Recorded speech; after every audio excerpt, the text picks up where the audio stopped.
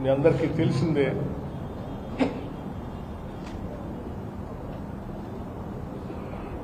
Congress party ఇచ్చిన హామీ మేరకు రాష్ట్రంలో స్థానిక సంస్థల ఎన్నికల్లో 42% రిజర్వేషన్ ఓబీసీలకు కల్పించడానికి రాష్ట్ర ప్రభుత్వం తరఫు నుంచి ఈ దేశంలో ఎక్కడా కూడా దాదాపు 100 సంవత్సరాలు పైబడి అలాగే స్వాతంత్రం వచ్చిన తర్వాత ఏ రాష్ట్రంలో చేయలేనంత గొప్పగా మొట్టమొదటిసారి సైంటిఫిక్గా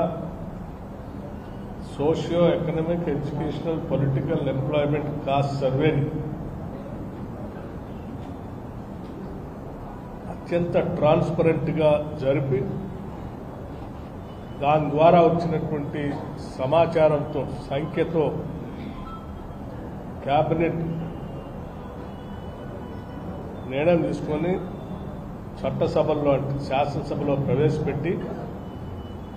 ఆ సంఖ్యను ప్రకటించడమే కాకుండా ఎంపిరికల్ డాటాతో 42% రిజర్వేషన్ని సంబంధించిన బిల్లుని శాసనసభలో పెట్టి దాన్ని ఏకగ్రీవంగా పాస్ చేసి బిల్లు పంపించిన సంగతి కూడా మీ అందరికీ తెలిసిందే. అట్లాగే గత టీఆర్ఎస్ ప్రభుత్వం 2018లో రాష్ట్రంలో స్థానిక సంస్థల ఎన్నికల్లో రిజర్వేషన్లు 50% మించకుండా ఉండేటట్టుగా క్యాప్ పెట్టి ఒక చట్టం చేసిన విషయం కూడా మీ అందరికీ తెలిసింది.